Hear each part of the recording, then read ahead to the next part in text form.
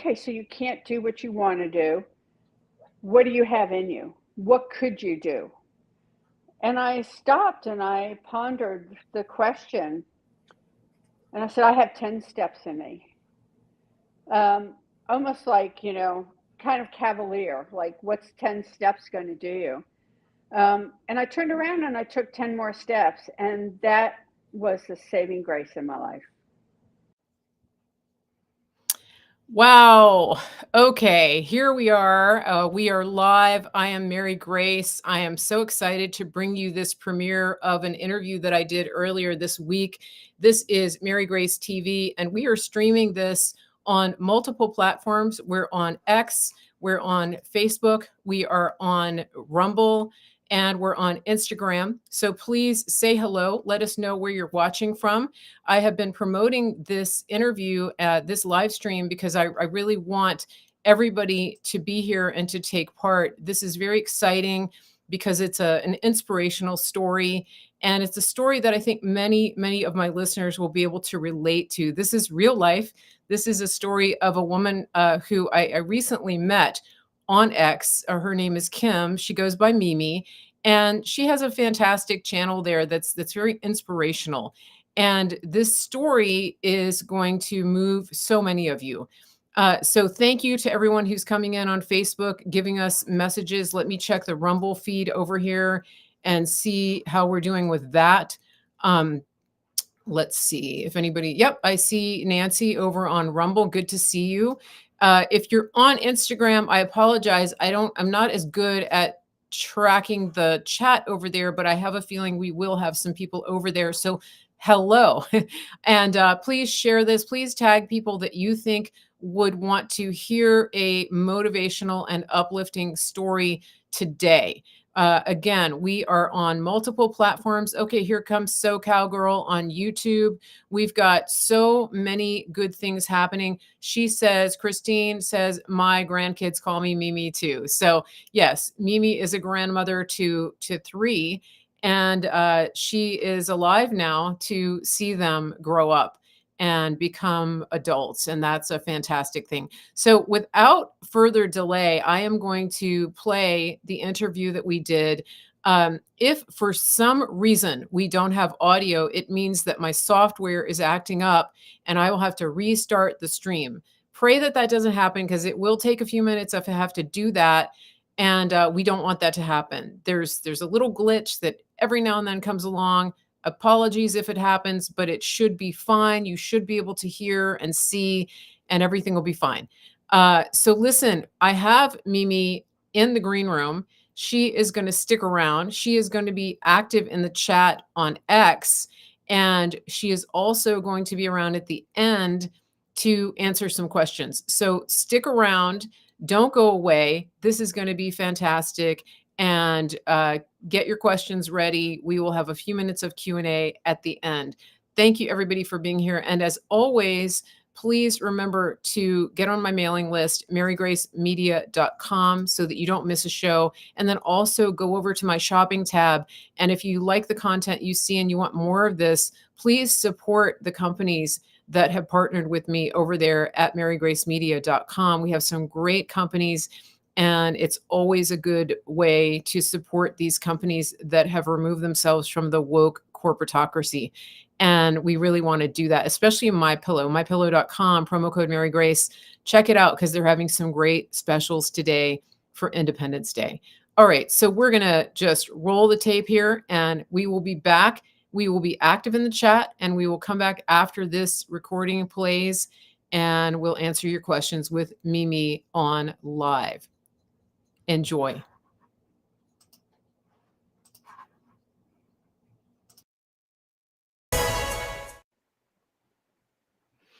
Hello and welcome to the show. You are watching another episode of Mary Grace TV. I'm Mary Grace, and I am bringing you a wonderful guest today. I think all my guests are wonderful, but I have with me today coming on the feed, beautiful Mimi. She is a friend that I met through my Twitter/X account. And she's one of the more inspirational accounts on there. Some of us are over there trolling, and Mimi is posting inspirational content. So she creates a great balance to the other stuff that we're doing there. But it's more than the inspiration that I have her here for, because so many of you in my audience are struggling and dealing with things that are very challenging to you, especially from a health standpoint. And we've seen this more and more. America is pretty sick. The Western world is pretty sick. And a lot of the issues that we have can be reversed through diet and lifestyle. And Mimi is actually a testament to that. She has overcome Parkinson's, rheumatoid arthritis, even stroke, and bounced back to be a thriving, active grandmother of 3, just doing amazing things. So Mimi, welcome to the show. It's great to have you here. Oh, thank you for having me. What a pleasure. It's always fun to hear these transformational stories, because in the space that we're in, we hear a lot of negativity, and we actually are in the process of watching things decline. And when as we age, they tell us you're going to go downhill. You can expect this. It's just your lot in life not to be able to walk, or you have to accept this. And your story is different, because you were told things and you were given diagnoses, and you were even in a situation that looked pretty dire. I'm going to show this picture here, that you were bedridden. And yet here you are today doing things that people half your age, quite frankly, can't do. Right. So tell us your story. Just give us the backstory. Tell us, obviously you're not bedridden, so go. No, I'm actually really active. You can't slow me down, though some would like to, but Yeah. so I'm going to be 70 in September. That'll put a little perspective of the era that I grew up in. Still, there was a lot of healthy eating when I grew up. So we had deer, a lot of fresh dairy, fresh fish, nose to tail meat, and so I grew up eating really well, and eating a high fat, high protein diet with very little sugar. There was very little packaged food at this point in the store. So I think that, and I grew up in the country, so in a lot of ways that I knew that, so it was something that I could return to. But like a lot of other people, even though I ate well and cooked well, the whole fat's not good for you craze came out, and I definitely started to cut my fat, wanting to be trim and lean. And I was pretty active. I was an accomplished equestrian and a good athlete. So I started to trim the fat, and then eventually became really pretty much plant-based. Was vegan for 6 years. And I think because I didn't eat a lot of packaged foods, that everything was well prepared, and that I was young enough, I got away with it during my 20s, 30s, and 40s. But then as we got into my 50s, I was quite busy working. I was a stay-at-home mom, but then I ended up, as my youngest went off to college, had a career, and did what a lot of people do, where you dive into your career, overwork, and you start neglecting the things that are really important and that allow you to thrive, working 60, 70 hours a week, and then was approaching menopause. Basically stripped of fat diet, again, pretty plant-based, maybe a little bit of protein, chicken, very little beef in my diet. And that's where it started to catch up on me. What did you first notice when you say that it caught up? Your story sounds similar to mine. Like the under 40 crowd has a lot of, I guess, metabolic grace on their lives. They do. And Yes. and then people say, like, when you hit 40, things start to change. And a lot of my listeners, we have a lot of women in our audience. We also have a lot of women over 40. And so I think they're really going to relate to your story. Yeah. Things were fine, and then they weren't. And so what kind of things did you start to notice at first with that career and all of the stress you were under and living a low-fat vegan life? So I would say as I approached menopause, which was my early 50s for me, my sleep was affected. And that probably was the first thing that hit me. And that's not good. You know, you think that you can get away with not having great sleep. It took a toll on me really bad. And I think that was a catalyst for some things. I started to have a couple falls, uneventful falls, but I broke bones. And from that triggered for me what was called Dupuytren's. At the time, I had broke a couple wrists and had to have surgery. The Dupuytren's actually is a disease that typically affects males. Not surprised that it got me. I was definitely in my what I call masculine energy mode, working, you know, crazy, totally ignoring any sort of feminine aspect of myself. It was just all drive. And that's where you overproduce collagen and get nodules on your hand. You lose the use of your hand. And what's interesting about that is the solution for it is wait until you lose your hand, the use of your hand, and then they do surgery and remove the nodules. I think there's like 28 that to develop at this point. And within 6 months, I had all 28, which is rare. Well, I was an artist. I was a dinnerware designer, and it was in my right hand. And I remember being at the doctor saying, that's not possible. This is what I do for a career. I can't wait to lose my hand. And that's not a solution. And I said, well, I'm sorry, that's it. But what's interesting is I did research and discovered that there was a radiation treatment that was in Germany, hadn't quite been brought to the US. Couldn't get anybody to do it. And they would, low-level radiation, which would destroy the nodules way before you even started to lose the use of your fingers and your hands. Basically, everything claws up into kind of a ball or a contortion. Right. And, you know, so here I am being really proactive. And that's the interesting part, because I lost at some point down the road when we get to the story, I lost that sort of proactive mindset of like, wait, I'm not going to accept that. But I did get radiation. I had to go to another state, as synchronicity would have it. This gentleman who worked in a cancer center found great results from it, and actually knew somebody in Charleston, where I am, who did the radiation therapy for me. While I was with her, she noticed, because at this point now I'm having trouble. I could only stand if I sit, and I stood on my feet. I started to have a lot of pain. I had a lot of pain in my neck. I started to have a lot of inflammation, and she noticed it. So I'm kind of like focused on my hand, not paying attention, thinking, you know, I'm getting older. Of course, I'm getting arthritis. This is happening. And she looked at me and said, something is not right with you. Tell me what's going on. And I explained it. She said, you need to go to a rheumatologist. And it was that point that I was first diagnosed. While I'm being treated for the Dupuytren's, 2 courses of radiation, I was diagnosed with rheumatoid arthritis. And that's when things I just started to go downhill from there. And that's an autoimmune condition. It is. And again, I've actually been working with our functional medicine doctor, Dr. Troy Sproul, and he talks about this. He talks about the stages or the contributors to autoimmune, and one of them is high stress. I'm going to put his QR code up here on the screen because my listeners might want to reach out to him. Yeah. So he talks about this, that it's definitely a high stress lifestyle and environment. That's one of the contributors, one of the factors. There are many others as well. And I just actually went through the process with him to deal with some things that I'm wanting to focus on. I have an autoimmune Hashimoto's.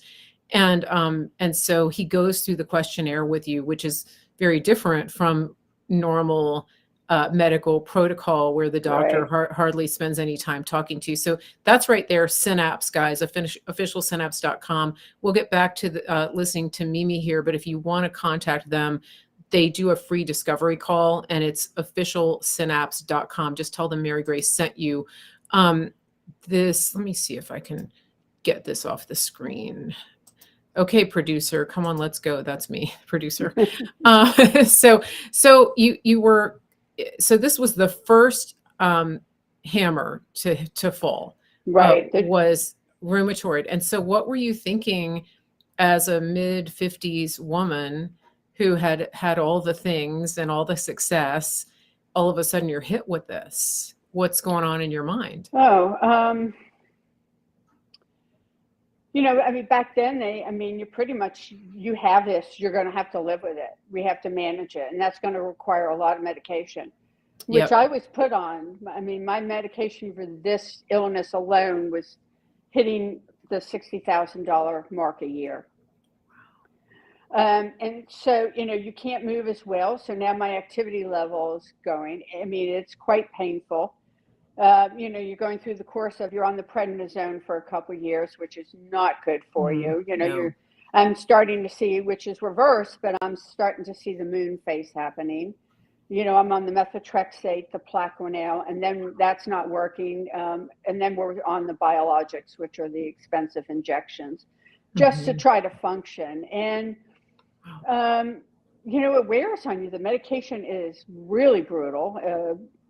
And so now I'm starting to, accept sort of a downward spiral. That's like what you said in the beginning. This is just my lot. I drew a bad cards. I have a bad hand.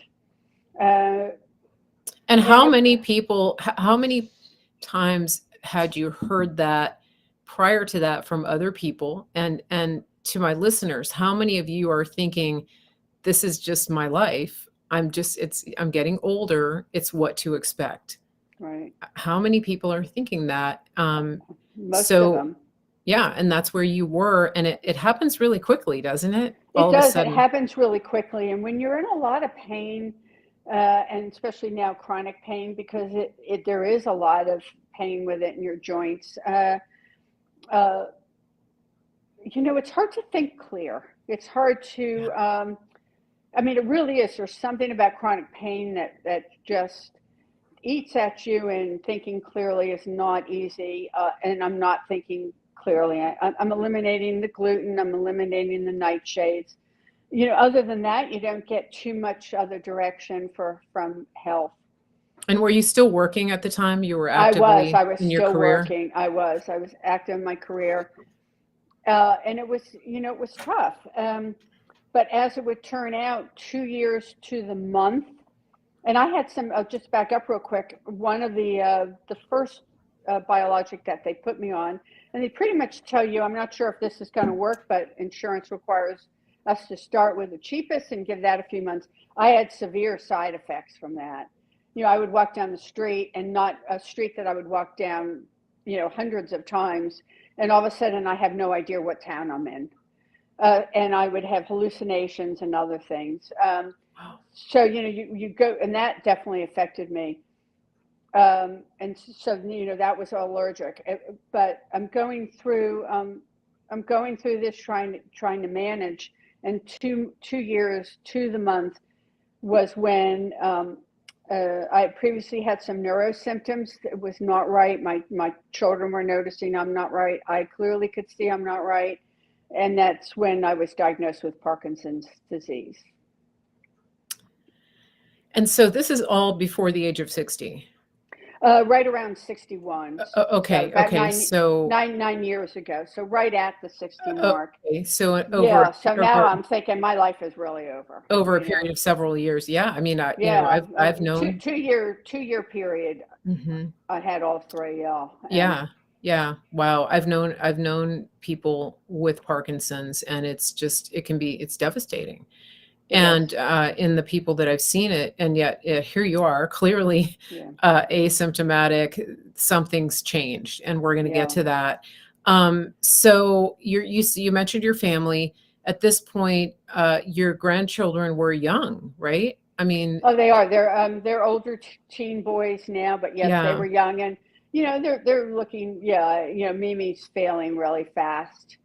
Yeah. What's the matter? And I have 3 daughters, and my daughters would look at me, and you could just see the pain in their eyes. All of a sudden I can't function, and I can't. I'm an accomplished cook. I couldn't make Thanksgiving dinner. They would come and decorate for me because I couldn't. I mean, there were a lot of things that were starting to happen that I just couldn't do.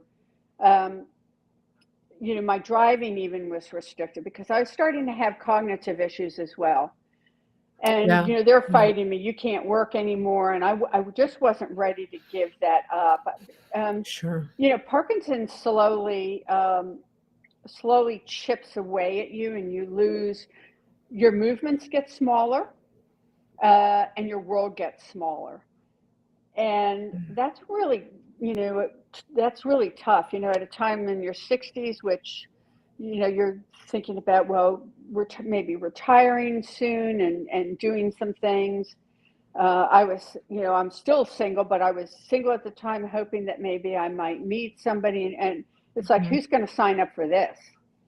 Yeah. There's just no, I mean, I've got like Yeah. too many things that are going wrong, and who's going to Mhm. watch me, you know, fade away like this? Mhm. And it's you know, my world was getting smaller, and my hope was getting smaller, and my faith of anything good in my life was diminishing. It was a tough period for me. Yeah, it happens so fast too, and, you know, we're never guaranteed tomorrow, right? No, correct. But and I'm trying to imagine, you know, what's going through your mind. My mom had rheumatoid arthritis, and it was devastating. She was so limited, and, you know, she was incredibly active when we were younger, and, you know, she did a lot of needlework and So did I. beautiful sewing and things like that, and then it just became increasingly difficult for her, and Yeah. she worked as long as she could, but I remember the final straw was when she fell and broke a hip, and it just became very complicated, and I won't go into too much of that, but we watched a lot of that decline to where she was no longer confident even to walk outside the home.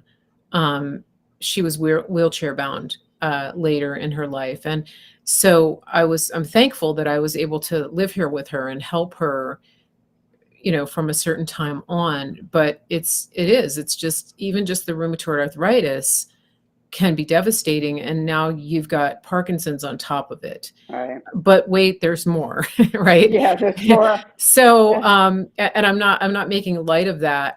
no. I'm trying to take it in because like I said, I'm very aware that people who are listening today, somebody's going to resonate with this story or have a family member that does. And I hope you stay, because we're going to get to the hopeful part. It has a good ending. And so let's keep going. I want to stop for a second though and ask you about your faith. Were you a person of faith up until this time, and what was happening with you as you're going through this? Yes, so faith is important to me, but I was losing it. Hmm. You know, I was, I just was. And my story might have ended.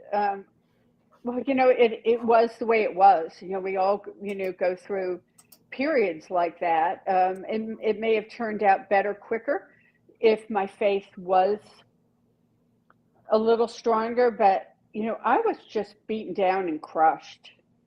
Um, so I had a hard time grabbing a hold of it.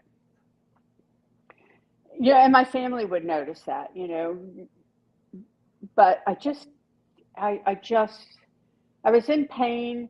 I couldn't find a way out. I was on one medication. They're piling medications on me. I was being, you know, for all intents purposes, poisoned. I just really had a hard time grabbing a hold of it. Yeah. Yeah. So what happened next? Um, so I ended up having, at this point, I had to stop working. It just was too hard. I'm on about 1,200, to put in perspective, 1,200 milligrams of carbidopa levodopa, the gold standard for Parkinson's. And I would start at 5 in the morning taking it and lie in bed waiting for it to kick in before I'd even step foot out, for about 45 minutes for it to kick in. And I was on it every 3.5 to 4 hours, which is an enormous amount at this phase.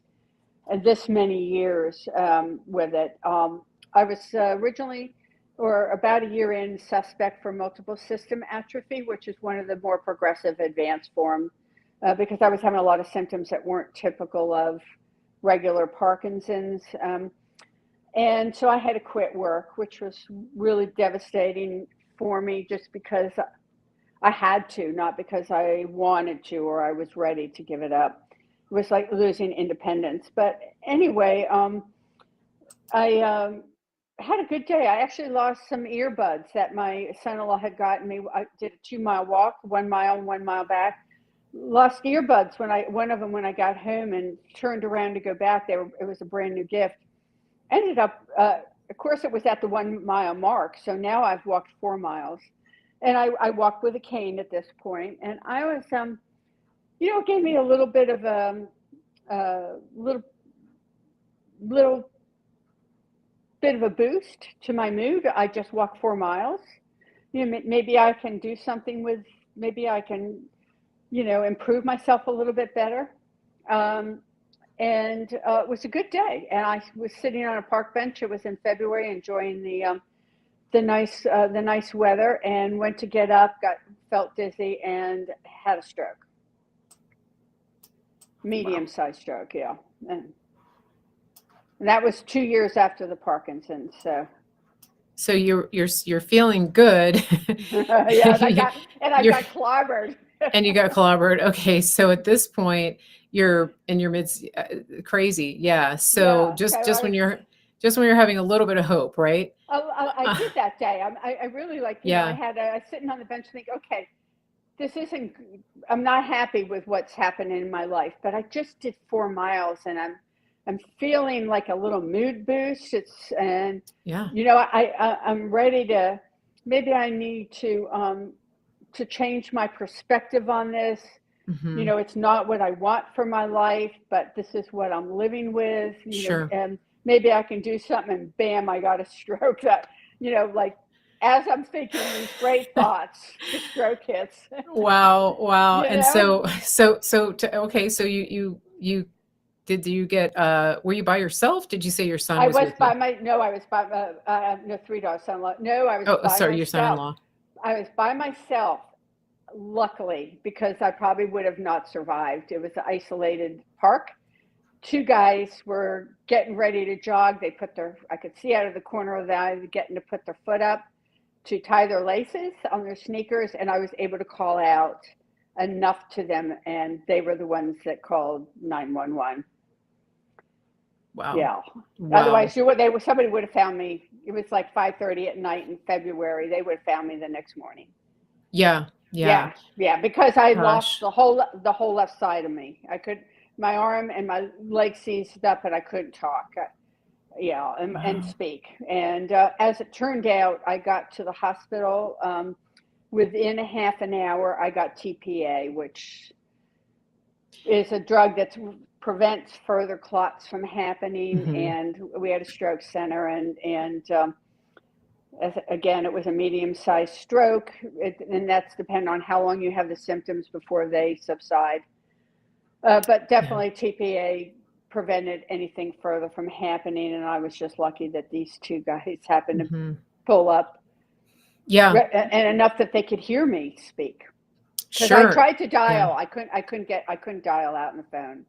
It's like angels. I know, for sure. Yeah. I mean, stories like that, it's so clear that God has a destiny on your life and that it wasn't your time. And, what are the odds that these 2 guys would be there in this kind of isolated area? I really believe that God intervenes and things like that. Yes. And, you clearly had a will to live. You were out there walking and trying to push through this, even in spite of how hard it was.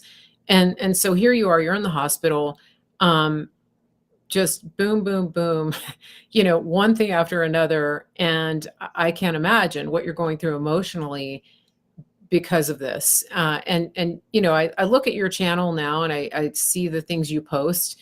It's just so hard to imagine somebody who's at rock bottom like that, with all of these things, again, because the conventional medical wisdom would be telling you to get your affairs in order, Yeah. right? And Well, yeah, they actually, yeah, and I'm not quite at rock bottom, because I came through the stroke fine. Actually, through everything, it was the easiest part. Unfortunately, the IV that I was administered, probably in the ambulance, the hospital has something is responsible for in part, was infected with staph A. So I was released from the hospital 3 days after the stroke, 3 days. 24 hours later, I passed out. Luckily, my daughter caught me. Was rushed back to the hospital in the middle of the night. They discovered that I had bacteremia from the staph that was spreading through my body, becoming sepsis, and was really sick. And that is the worst part of everything. I was released 11 days later, unbeknownst to me, and I was positive for 5 days, which is not good. They put me on a second antibiotic, and I'm screaming my back's in pain, and they're saying, lady, you've been lying in bed for forever, how long? Of course your back's hurting you. And I kept trying to say to them, no, but you don't understand. I've never had back issues. And so they released me 11 days later, taking me off of the antibiotic that was improving me, sent me home with a PICC line, a walker, was still in a lot of pain, unable to move very well, and sent me home with 30 days more of this antibiotic. And about 2.5 weeks later, I ended up back in the hospital. My blood work was normal. They wanted to send me home. My son-in-law absolutely refused, said, I'm sorry, you need to do an MRI. My mother-in-law is sick. My daughter's there too, saying something is wrong with her. And they said, we can't see anything. She has antibiotics. She just needs to finish them. Anyway, they refused to take me home. My family did. Thank goodness. They saved my life. Everybody needs an advocate. Everybody needs an advocate. Absolutely. And there was nothing on the blood work to suggest that the doctors were wrong and that I was right, that I was sick, but my family knew something was wrong. Yeah. And demanded an MRI. I finally got one at 3 a.m. They came back with their tails in the legs, saying that the infection is spread, causing osteomyelitis and discitis, which is the staph is now eaten my lumbar spine, my disc, and I had an abscess of staph in my spinal canal. If that were to burst, it would immediately go to my brain and kill me. And they're like, you're in the hospital and this is grave. And yeah, so that was that was like everything else kind of paled in comparison to Sure. this. Yeah. Because it's pretty hard once it seeds in your body like that, especially when you're on antibiotics, to get rid of it. It encapsulates. I had emergency surgery in the middle of the night for surgical debridement in my spine, but everybody's calling to tell me they love me before I go in. I'm becoming septic. Yeah. And I had a 50% chance of even surviving through the night, just because it spread that bad through my body. And this is one of those things I think people are a little more aware now of sort of the dangers of hospitals. Yes. and the hidden perils. I don't think I would say definitely more than a few years ago. When my mom was in a rehab facility for her broken hip, she developed C. diff. And it was similar, and it was similar because when I talked to the doctor, and I had a friend who was a doctor, he said, your mom's hip is going to be fine, but the C. diff could kill her. Yeah. And that's when I realized how serious it was, and we were just praying. And so I get it. I mean, and staph and sepsis, it's just boom, instant. Yes. So I think this is a good time to take a quick break. Okay. I'm on the edge of my seat here. I think my listeners are. We are. Yeah, we are. This is pretty much rock bottom. Yeah. So don't go away. And I just want to remind everybody that if if you are liking what you're seeing, stick around, just pay attention. We do have some affiliate partners I want to tell you about that help us keep the show going. So if you see something that's interesting to you, please reach out and support these companies that are helping us keep the show on air. We'll be right back. Listen, your health is your best investment. We have a country to save, and we need people who are in the best shape of their lives, physically, mentally, spiritually. Why not connect with a team who cares about you on every single level from the inside out? Official Synapse is that team. OfficialSynapse.com. It's official, SYNAPSE.com. Tell them Mary Grace sent you, and they will treat you like family.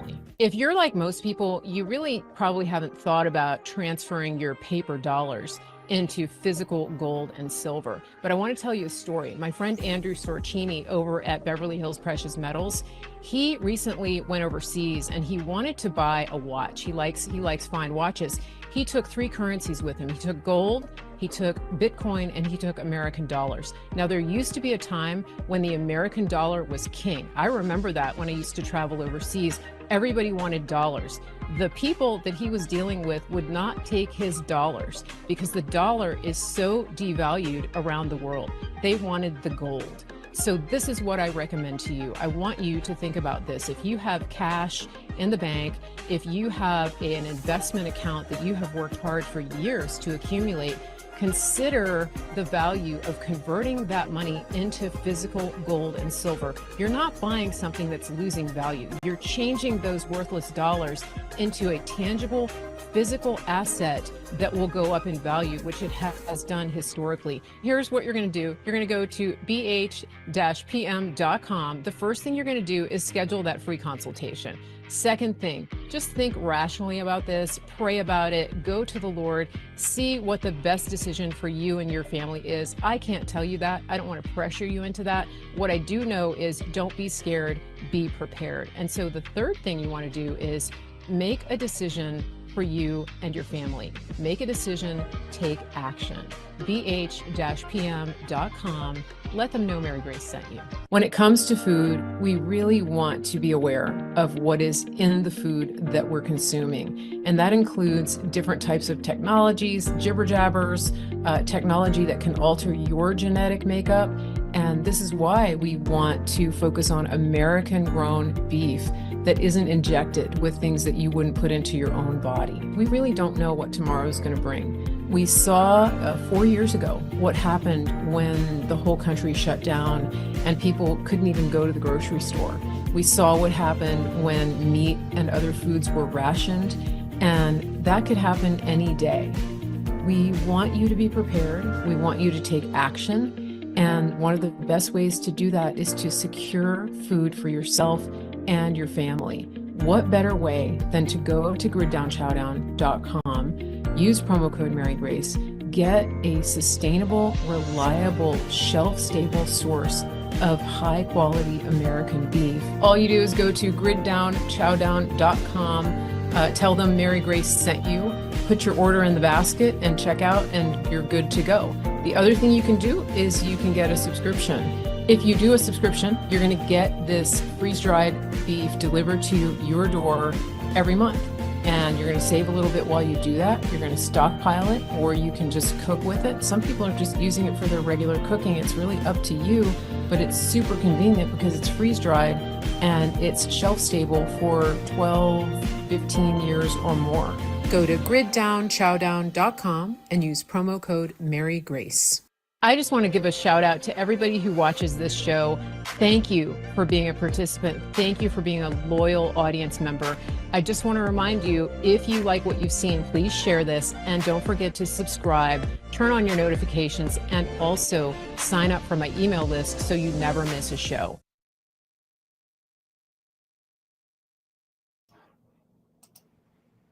Okay, we're back. And for those of you who are just joining in, we are talking to Mimi, and we left off with a pretty dire situation. You were in the hospital, you had a raging staph infection, and you were basically given a 50-50 chance of living on top of all the diagnoses that you already had. Mhm. So what happened? What's next?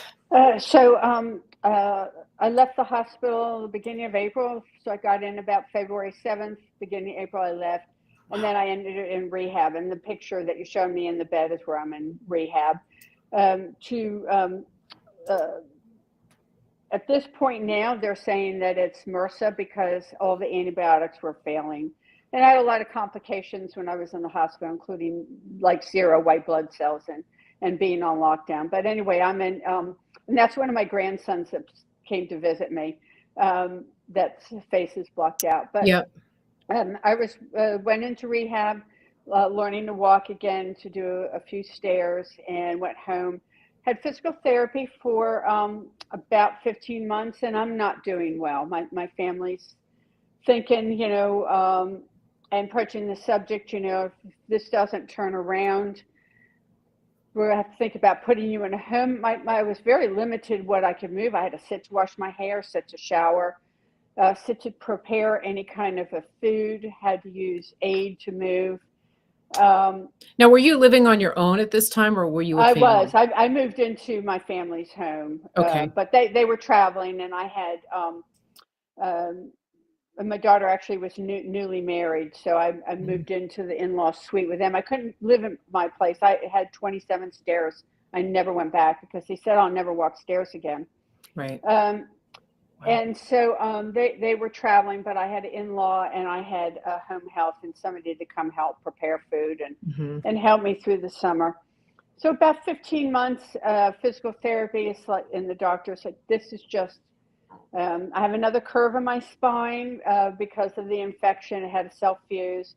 They're like, you're lucky you're alive. You just need to live like this. And, I still could hardly move, could hardly do things. I'm really not taking this well. This is just, and I'm in an enormous amount of pain on top of that. And it was really hard for me to handle. Um, I was quite discouraged. And then one day I walked to it's my famous mailbox story. I walked to the mailbox and wanted to try to walk further, and I couldn't. And I turned around in absolute defeat, just thinking, I'm just going to let this take me. I mean, I can't get anywhere. I still at this point have a 50-50 chance of living because the bacteria hides and encapsulates and waits for an opportune time to infect you. So my prognosis still isn't looking good. I'm on 13 plus medications and still having a lot of off symptoms with Parkinson's, and my outlook is everything's dim. But I turn around in defeat thinking I'm going to let this take me. And, I hear, okay, so you can't do what you want to do. What do you have in you? What could you do?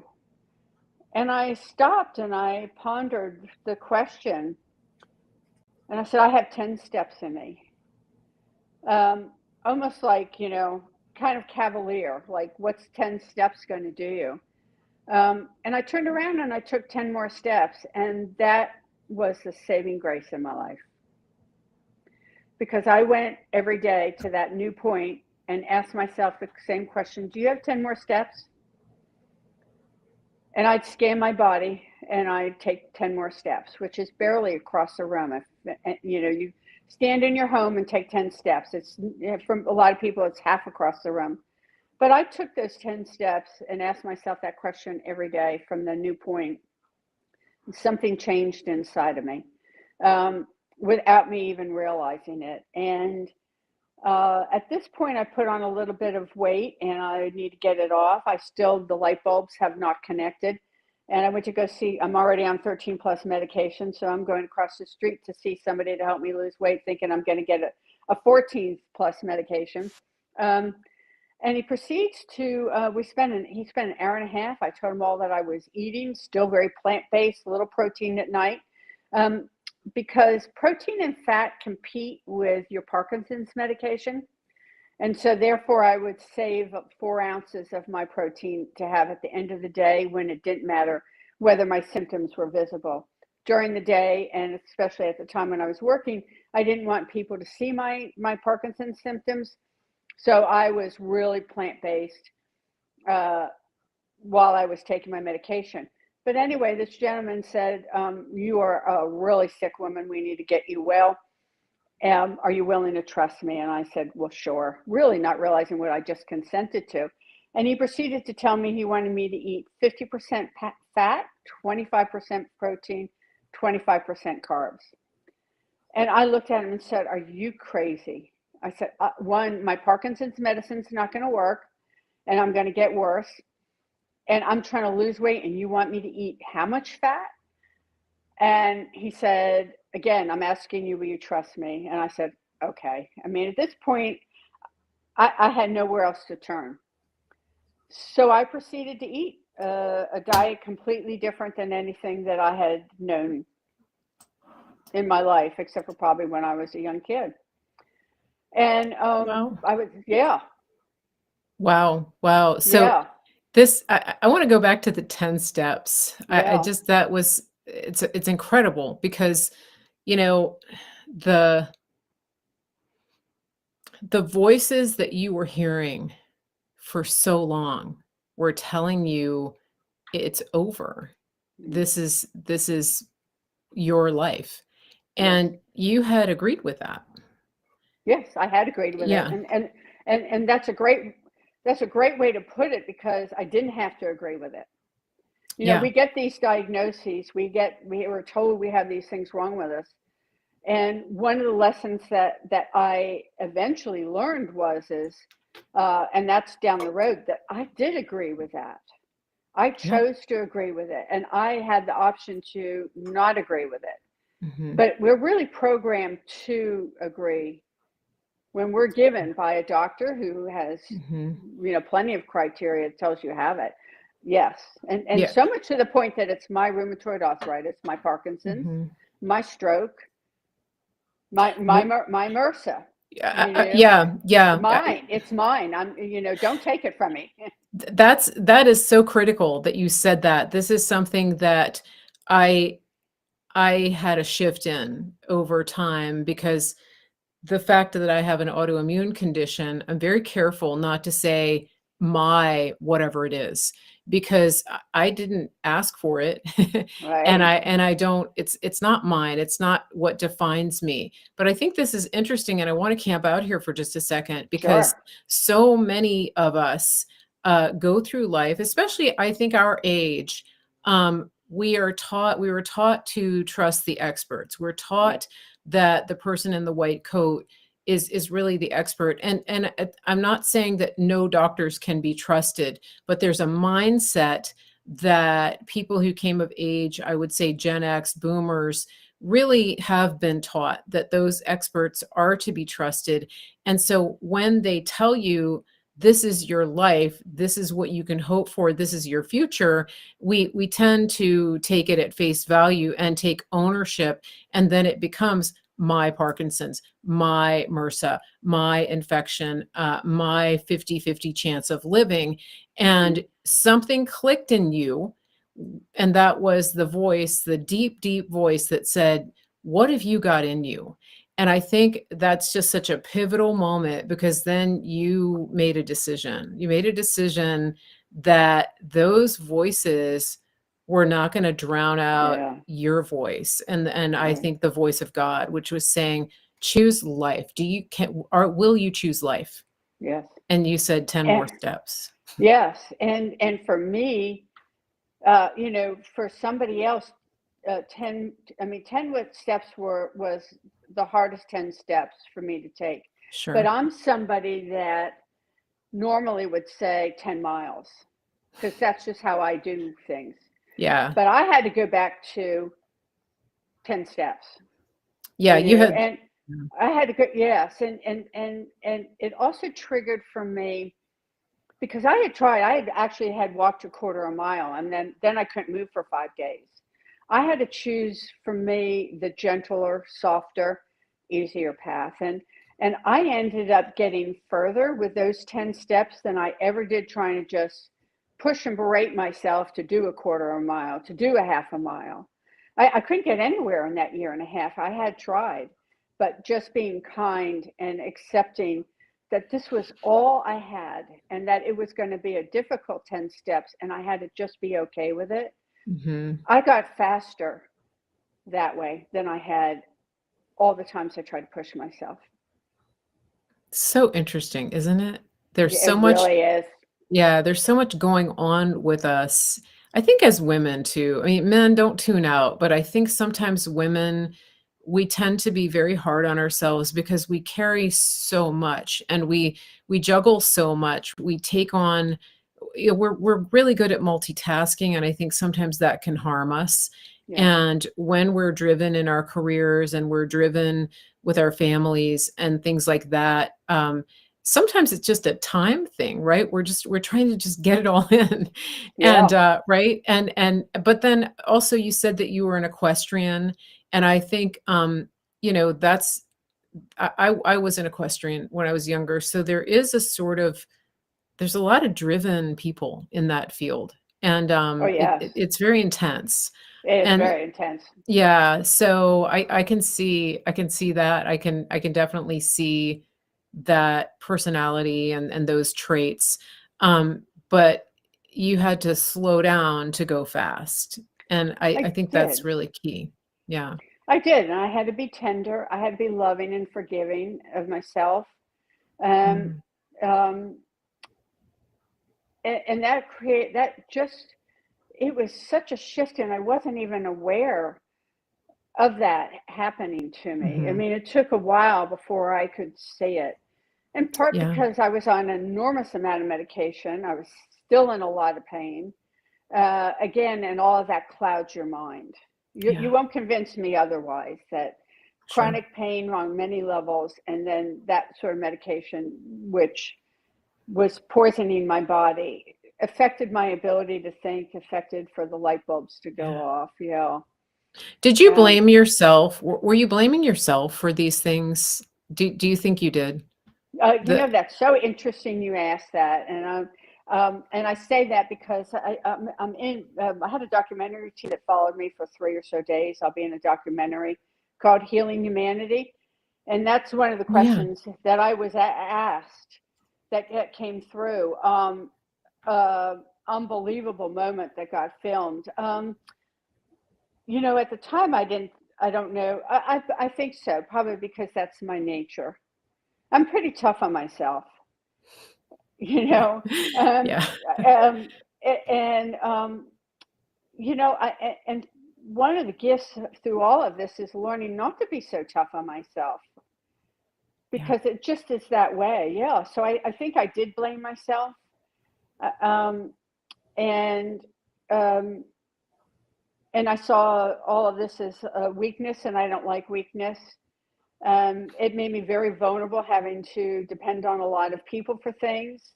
I'd rather have my eyeballs gouged out, frankly. I've, Yeah. I'm just laughing because yeah, it's just the independent spirit. I get it. I totally get it. you It's know, yeah. yeah, Mhm. and now I've had to. I mean, one of the gifts is I've learned to be really vulnerable. I mean, I'm pretty open sharing myself, and that's makes me, which I didn't even intend to do that. That was another God thing. Um, Mhm. and there's some beauty in being vulnerable. There's a beauty in asking for help, and uh, you Yeah. know, having that people care and want to do things for you, and not seeing being vulnerable as a weakness. So there have been a lot of blessings, but yeah, the enormous amount of lessons, and then as my body healed, changing my diet, just remarkable things happened. And I'd say in 6 months I started eliminating my first medication, which was my omeprazole, because I had no heartburn. So why do I need medication twice a day for heartburn?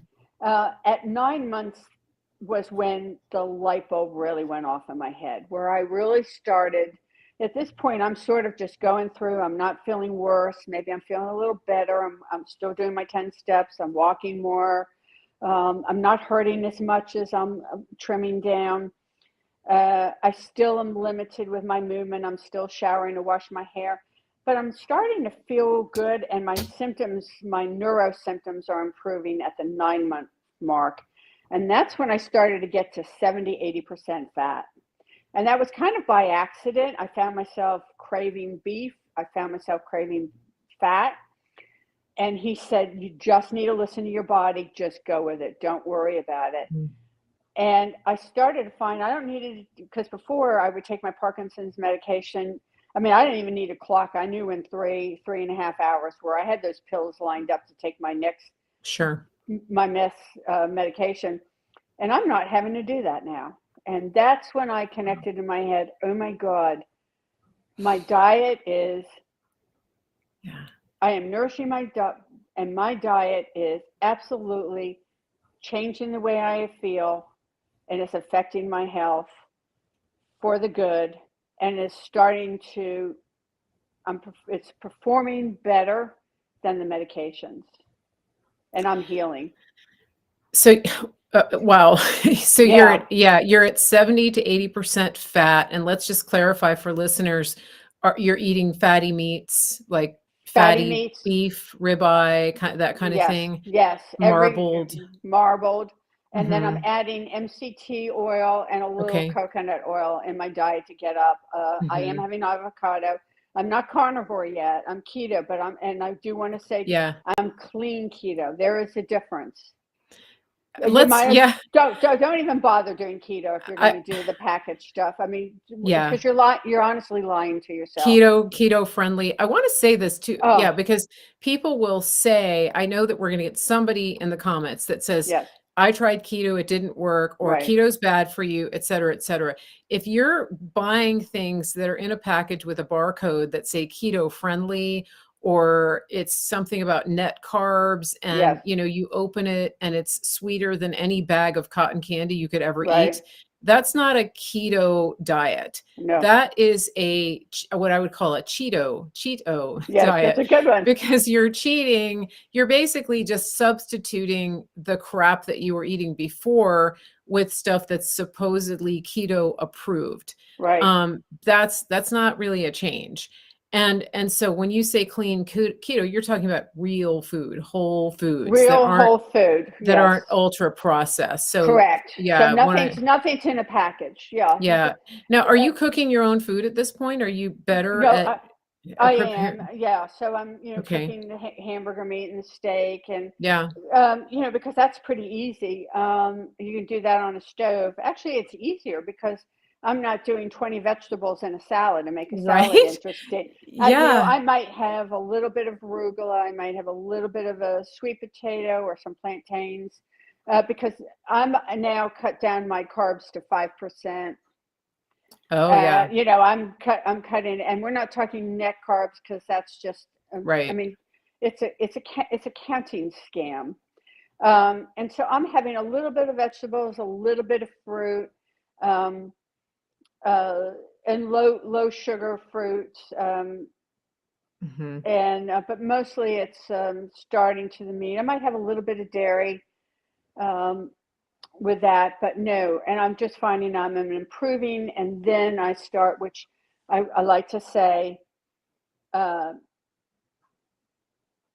I made the decision that I was going to taper off my medications. One, a lot of my medications I had leeway and encouraged with the doctors to play with the dosage, because, Mhm. especially my Parkinson's. But I'm not suggesting somebody else do this, but I didn't work with a doctor, because most of the doctors didn't want to hear, about it, and I was getting a fight, and I just, again, made the decision what I knew was right for my body. I'm going to listen to my body, and I'm going to start getting myself off the medications. And I Right. proceeded to, for the next year and a half. I never cheated. I stayed with that keto, high fat diet, good foods, no grains, nothing gluten, Mhm. because I'm starting to get better, and I didn't want to change any of that. And it took me Right. a year Yeah. and a half to get off my medications, my last two. When now I'm really improving, I decided to taper myself. It took me a good 3 to 4 months to get off of 1,200 milligrams of carbidopa for my Parkinson's. Yes. Wow. So, and No symptoms. So as my symptoms are getting it's better, crazy. it is crazy because, Yeah. I had masking. I walked with a cane. 3.5 years ago, if I visited anybody, I had wheelchair assistance in the airport. I Yeah. was not walking from one terminal to the next. What was a couple things. So when you talk about eating this way, it's hard for people to imagine. Sometimes, especially when you say that you were 80% fat, because the dogma around that has gotten so ingrained in us as a society. And I came of age during the fat-free era, Yeah, and that was really devastating to me. I dealt with incredible suicidal tendencies. And I'm sure. convinced it was because of the fat-free diet and high grain diet that I was eating, because I had never experienced that growing up. Like you, we ate basically real food. Mm-hmm. I thought that my friend Larry, his mom made a hamburger helper, and I thought that was just this amazing gourmet treat that his family had. And I asked my mom to make it, and she said, "We don't eat food out of a box." And so we grew up, eating real food, and there was a garden and things like that. So I get it. And then you go to college and you're told all of that's wrong, and any fat you put in your body is going to make you fat. And so Yeah, that's exactly the mindset that I was on, and I get it. And so, you're switching over, and to those people who are listening, this is going to create some cognitive dissonance for you. It's going to rock your world on some level, and that's okay, because that's sometimes the first starting point, which is what happened to you, Mimi, when that guy told you, are you gonna trust me? Will you trust me? You actually got angry when he told you the plan, and then you realized, what have I got to lose? I mean, I'm a yeah. walking time bomb here. And Well, I so, am. yeah, you were. And so that was really your defining moment, and you had a very big why. And I'm not here to try to convince anybody to do anything, but there's people listening right now who are, the bells are going off, and you're starting to realize, hold on a second, there's something different happening. And this woman is a testament to that. Something changed, and that whole fat as nutrition story may be something I want to look into. That may be you if you're listening. So that's just something to think about. And I will put some links and resources in the chat today, or in the comments, and in the notes.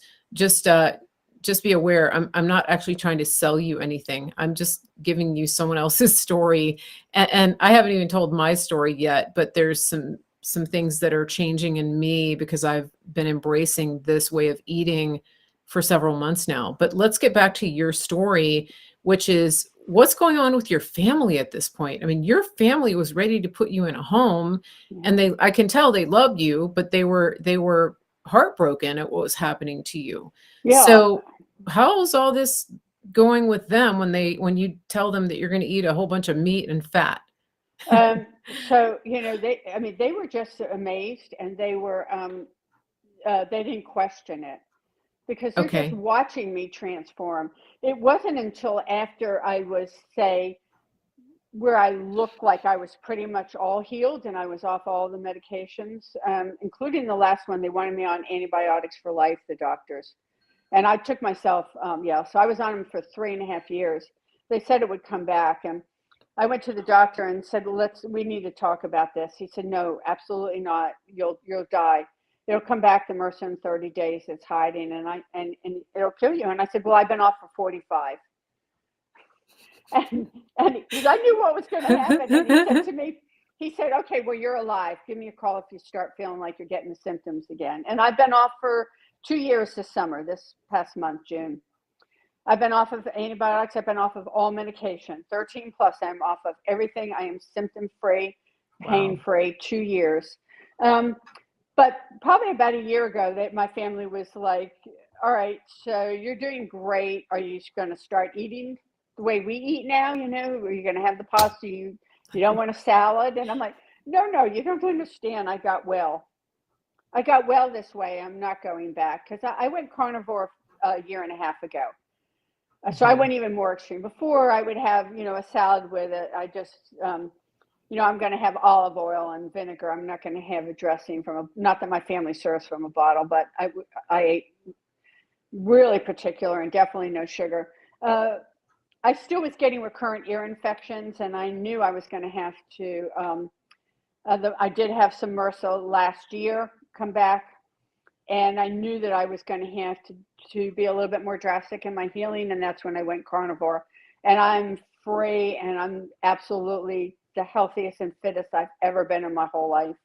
Amazing. Yeah, I'm going to walk 16 miles tomorrow. I just did 14 last week. I weight train 3 times a week. I'm literally unstoppable at my age. And how old are you now? I can ask. I'll be 70 September 2nd. Wow. And I really hope that people are taking hope from this. I certainly am. I'll be 60 next year. So, it's just amazing. And just for the purpose of defining what we're talking about here, people have heard of keto, people have heard of carnivore. When it comes to like what is carnivore, basically Dr. Sean Baker says anything that had a face or a mom or dad. Yeah. And so Dr. Ken Berry says beef, butter, bacon, and eggs, just to keep it simple. It's animal products. So it's going to be, for many people, it's primarily beef or other ruminant animals like lamb or goat, because of the way that those animals, their stomachs are actually, they have 4 stomachs. And so they digest and process foods and toxins in a way that produces an end product that many people who have a lot of sickness in their body find to be the most digestible and the most bioavailable. And there's much less chance of ingesting any toxins from the meat.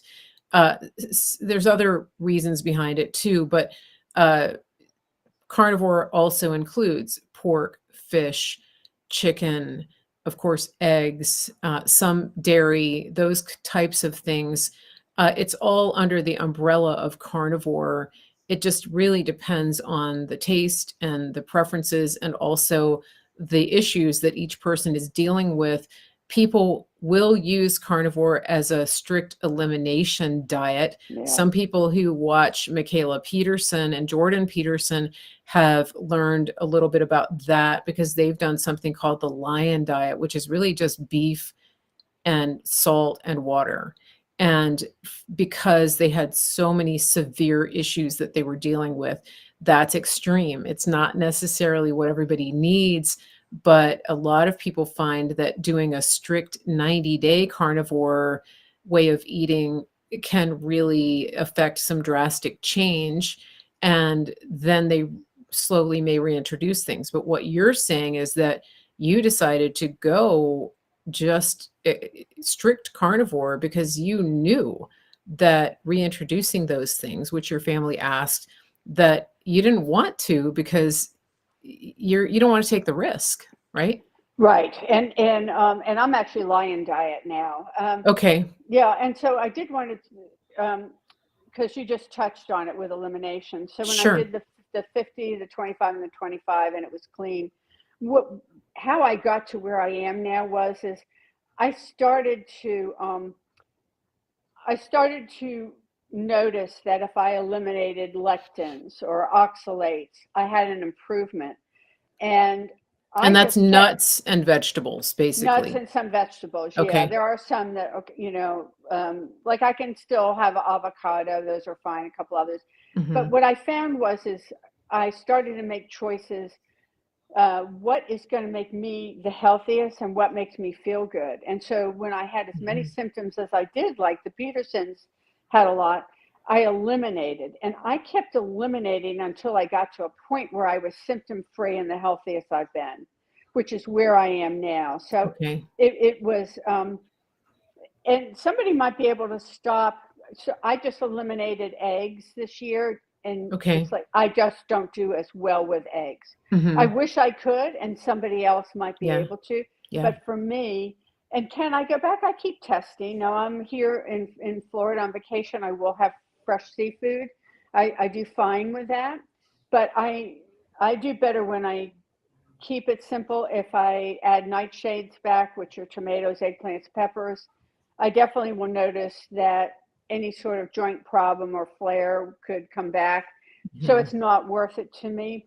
Um, when I travel, I might break a little bit of rule, and I'm healthy enough and have been in it long enough that if I go back to the way I eat the next day, I'm fine. Sure. But I eliminated, not for the sake of eliminating, but my goal is I don't want to have, we're not supposed to walk around with pain. I mean, I even have osteoarthritis, bone on bone joints, and they don't even bother me anymore. Yeah. You know, so we're supposed to be our healthiest. And so I eliminated who I could get at that point, which is where I am now. It isn't just Mhm. eliminating for the sake of eliminating to say I'm on something. Sure. Yeah. And I think that's really key because I'm in some communities with people who are coming into this way of eating and wanting to get more support. And I think one of the key things that you're saying here is that you're doing this by choice. You're Yeah. making your decisions because you actually want to be better. And one of the things that I see a lot with people who are making any lifestyle change is the language and the mindset that you bring into it really makes a difference. And Yes. and so for example, you chose to eat only meat. You chose to start eliminating things and I haven't heard you say I have to do this. No. Right? I have to eat this way. My doctor told me I have to eat this way. In other words, you are owning your choices and you Yes. are taking personal responsibility. And this is a big thing when it comes to making the changes. And I think that all goes back to those first 10 steps. What do you have in you? Right. Do you have 10 steps? Right. And right? And so Yes. what is it that you want? And I'm talking to my listeners right now. What do you have in you? And what do you want? What do you want this part of your life and your future to look like? And what do you want to accomplish? And are you willing to have that talk with yourself? And are you willing to find those 10 more steps? Are you willing to look seriously at making changes? Not because you have to, not because somebody's telling you to do it, but because you're owning your choices and you're taking responsibility for who you are and where you are. That's my question to everybody who's listening. It's my question to myself. And I ask myself that a lot. And I know that Mimi has done that too, and she does it every day. I do it every And day. Every decision I make is this what's best for my health? yeah, You know, it's and that's one of the reasons, I did lose weight. yeah. That's just a natural progression. Why I don't show pictures of that, because I didn't do it to lose weight. I did it to get healthy. Mm, Because there's a different mindset when you are making a decision. Is this the best decision for my health?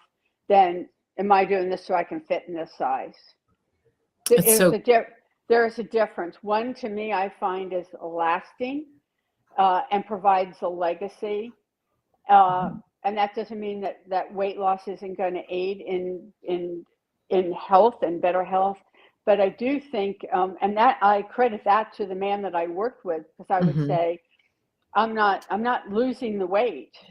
He said, but you just got off another medication. Whatever you do, we're getting you healthy. Don't worry about the weight. The weight will come off and work itself on its own. And he had to talk me off the cliff a couple times, but Yeah. it really was a lasting key in my mind. So even to the point where, okay, I want to walk, I want to push and do another more mile, and then I ask myself, is this for my best interest to do this mile or not? Do I really have this in? Because it Mhm. changes how you live and how you how you value your body. Are you listening to your intuition? Because my eating is intuitive. Do I need more protein or more fat? And for me, that's really been key is basing those decisions, basing those choices on what's best for my health and being the most vibrant I can be. And it's the Mhm. best thing we can leave our children. My kids, Yeah. my kids don't worry and fret over me. Not that they don't care and aren't thinking Sure. about their mom, but it's the best legacy I can leave them is by living my life to the fullest at this age, and it's pretty a vibrant, full life that I do have. That's you beat me to my question, which was, you know, I think when people hear somebody say, "What's the best thing for me? What's the best for my health?" There is a tendency for people to think, "Oh, maybe she just cares all about herself." But here's something that we hear often, which is put on your own oxygen mask first Yes, so that you can then help others. And clearly, you have a vibrant, active family. You have 3 teenage grandsons, and, they're not having to take care of Mimi. You're actively participating in life, and you are giving them an example of and your children, your daughters, what it is to age well right, and to take that responsibility and to take on and to do what's best for yourself so that you can leave a legacy. And I think that's the key. The word that you use is legacy. It's a legacy of wellness. It's a legacy of self-care because of the bigger picture. right. And that's a beautiful thing. I want, if you have a few more minutes, I do. I'd really like to go into a little bit of mindset and faith, because I mentioned at the beginning of the interview that you have a very inspiring Twitter feed, and you focus on the positive, and it's an interesting atmosphere to see that because it's not typical of what we find on that platform. Um, but it's really important to you. So how did you go from those rock bottom moments to waking up every day and inspiring others? What was Oh that God, journey? gosh. Well, it sort of happened to me a year ago. I had 135 followers. It was more on the political side. Um, and somebody had posted a picture of no makeup of some 20-year-olds, how brave they were, no makeup. I'm like, that's not brave. You're 20. Your You know, skin is perfect. your skin is perfect. You don't have a wrinkle. Nothing's dropped. Nothing's Yeah. sagging. Yeah. And I kind of laughed like, and there was a bunch of them. And I just thought, oh God, you're gorgeous. You Yeah. guys have any clue? There's nothing brave. So I posted a picture of myself, no makeup, and my age, and it blew up. I had a Okay. thousand new followers in 24 hours. It got 10,000 likes, and all of a sudden, people are saying, "How are you doing this?" And I said, "Well, you don't know the story. I was sick, so and now I'm well. This is Mm. how I eat." Well, that clearly was a God moment. I mean, there's a lot of Sure. people on Twitter. And the funny thing was when I posted the picture, I was nobody's going to see it. I have 135 followers after 4 years, Right. Yeah. and I wake up and I was like, oh my gosh, I'm going to delete my account. I can so was mortified, and then I was like, I heard a voice. Just leave it and wait. And then at the end of the day, when I had 10,000 likes and all these followers, I was like, I got to delete it. And then, again, I hear a voice, no, you're going to leave it and tell your story.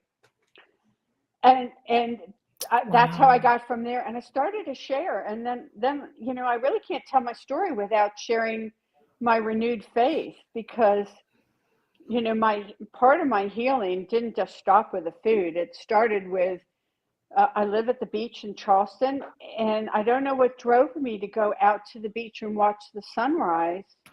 Um, and something transformed in me, and my heart just started to fill with gratitude, and a huge shift in my life where I really started to embrace the sunrise. I cold swim, I ground walk in my bare feet in the grass, just living, my life fully, and my heart's about to burst, and really from just gratitude every day that I get to Mhm. wake up and I'm healthy. And it's like you said, Twitter is an interesting platform, and I thought, I can't be true and honest in sharing my renewed faith, and I'm just going to do it. And if you don't want to follow me, you don't like it, and there's plenty that don't, then you can go somewhere else. But I Mhm. have to be honest, because um, it's a part of it. And Definitely. Yeah. I mean, yes, it's clear, going back to the park bench, that yes, God sent, I believe, two angels to get you to the hospital. And, and then you hear this voice, God is speaking to you yes, and directing you, and you have this will to live. yes, And, there's a verse, it's not in my head right now, but when God is speaking to his people in the Old Testament, in the book of Chronicles, he says, I put before you life and death. Choose, and then he tells them immediately, choose life. yeah, And so, like, he gives you the answer, but not yes, everyone is willing to do that. And you made that no, choice on that day when you decided to walk 10 steps, yes, that you were choosing life. And it's the thing that's inspiring to me about your story is that it's a process. It's very clearly a process. It didn't yes, happen all at once. And it also involves the will, that you are willing to take the steps. You're willing to participate and to move just one step at a time. And yes, I think that people get pretty frustrated when they don't see progress, yeah. especially, for example, you said that you really didn't even see much progress when you started working with the guy with your diet. It was like 6 months, that you started to notice. I'm Yeah. like not feeling. I'm not feeling worse. I'm not going Yeah. back for another medication, Right, which right. is which was progress in its own self. But I Yeah. really didn't. It was really 9 months in. Yeah, and that's why I say, doing those. You're better to do those 10 steps every single day than to do 100. And I was an example of, okay, I got a quarter of a mile and then I'm set back. There's a Mhm. shift that happens when you show up for yourself for that little bit, whatever your 10 steps is. I know people that have had dealt with MS, with strokes, that maybe only can take 5 steps, and they are absolutely making phenomenal progress and having a firelight inside of them right now. There's something that shifts when you show up for yourself that every day. And before those 10 steps, I thought God was done with me. I really just, I was going to succumb to it. And, taking those 10 steps, and, now he's using me in remarkable ways. Um, and it was a slow process. My healing has been a journey of about, it's 3 years. With, 3 years, I took those 10 steps in, March of 3 years. So 3 years and 2 months. You know, it, Mhm. I was pretty sick, but think about it. My healing has been quicker than all the years I was sick. I was sick for a Yeah. lot longer. So, and at my age, I think it's really almost miraculous that could turn around in the time period I did. Um, Yeah. and I just wanted to say that Mhm. the important thing is it took me, those 10 steps every day took me from a place of no longer looking where I was, but holding space, because I couldn't see where I wanted to go. That was too hard for me to imagine. I still couldn't see the light at the tunnel. That took a while, but I went um, from where I was to simply holding a space of where God was going to take me. I didn't need to see it, but I held the space for it. I I'm digesting that, because I've heard people use that term, but this is the first time that it's it's actually made sense to me. Can you say that again? It's Yeah. profound. So when I turned to take those 10 steps, I no longer focused on where I was. Because if I kept focusing on where I was, I would still be there. Because I obviously was still there after all the 15 months of physical therapy. But what happened when I took those 10 steps, which was different than what I had been doing and what I felt led to do, I simply held the space for where God was going to take me. I wasn't in a place where I had a vision or a dream at this point. So I simply just held the space and allowed God to move me in the way that God wanted to move me rather than, so it was really a moment of surrender is really what it was. And I held the space for where God was going to take me. That's awesome. That's so inspiring. And I love it. I love that I have a picture of it and you illustrated it so beautifully. It's really good. Oh, thank you. Yeah, and here you are. Yeah, here I am. Cruising into your 70th birthday. And Yeah. so you have you have some other you're mainly on Twitter, right? That's where Yes. people can go to follow Yes. you and get the daily inspiration. You post every day something inspirational. I do a morning, greet Yeah. everybody in the morning, let my routine, what I eat, because everybody likes to know that. I Mhm. usually will do some sort of inspirational during the day. And then I say good night to everybody at nighttime. And some often inspirational. I try to do a sunrise and a sunset image Mhm. or something close and wish everybody a good night. And then I'll do a couple in the day. Yep. Yep. Yeah, I'm also on Instagram. My Instagram account got hacked about 2 months ago, so the name's a little different. It's Mimi Morgan with the initial K at the end. My Twitter is Mimi K Morgan, Okay. but Okay. Instagram is K at the end. Got it. Of course, they can't get me. They got rid of the hackers, but they can't get me back into my account. So Sure. Yeah, I had to start over. I Yeah, but understand. Yeah. Twitter's where you find me. It's what I'm most Yeah, comfortable yeah, and with. that's where we connected. Yeah. You mentioned that you are going to be part of this documentary, uh, and the Healing Humanity. I've heard about Yes. that. Do you Wonderful. know when is that going to come out? Do you have any That idea? that that should hopefully next fall. They're still in the process of filming some people. They may come back and film me. I'm not Hmm. going to say any more for Sure. something exciting. We'll see. But looks like next fall it'll be. It's going to be phenomenal. As I said, they spent 3 days just taping me from morning till night, Hmm. including just one other thing. You'll see a lot. I should show a picture of me running stairs and me with a kettlebell. So I had to leave my home of 27 steps. I went from the hospital to my daughter and son-in-law's place. I could never go back to my home. They said I'd never walk 27 steps.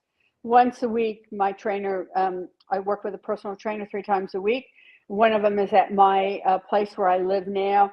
Those are some pretty steep stairs, and I run up and down with a 20-pound kettlebell just to remind myself how they said I would never walk upstairs again. Now I run up and down them with a 20-pound kettlebell. So I've taken back my life, and I remind myself every week. It's brutal. It's absolutely brutal to do. There's a steep stairs, but just to remind myself of how far I've come, of how grateful I am, and just because they said I couldn't do it. I think there's a book in there somewhere. Oh, The first 10 steps. thank you. Yeah, thank you. Yeah, Mimi K. Morgan, thank you so much for being here with us.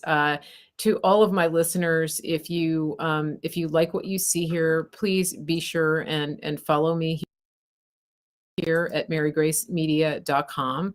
Join the mailing list so that you can get notified of more great content like this. And everybody, thank you so much for being here. Please be sure and follow Mimi over at her Twitter account and get your daily inspiration. Please also let us know in the comments and in the chat, what is your takeaway from this? What are the 10 steps that you need to do and that you want to do to reclaim your life? I would love to hear your story. Let us know in the comments. Everybody have a great day. Thank you so much for being here. And thank you again, Mimi, for your incredible story. Bless you. Thank you.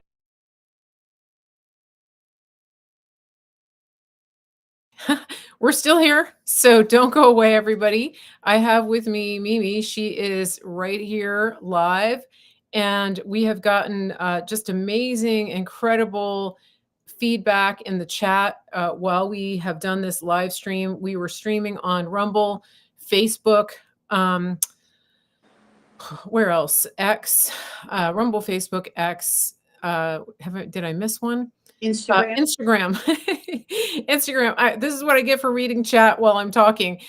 So welcome, Mimi. It's just fantastic to have you here. I'm looking through the chat to get some of the questions. And what are I just want to get your feedback listening back on the interview. How is it for you hearing your story play out like this? Oh, wow. It's always interesting. I usually, sometimes it takes me a little bit to process. I'm in the moment, so I don't really not thinking what I'm saying. So when I listen back, it's always interesting, the reaction. I absolutely love this one. I found myself having tears listening to it.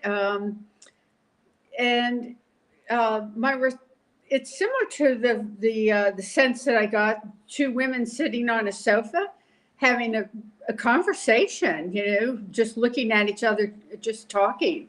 So it really was, it was wonderful. I'm really grateful for the opportunity. So thank you. I'm so glad.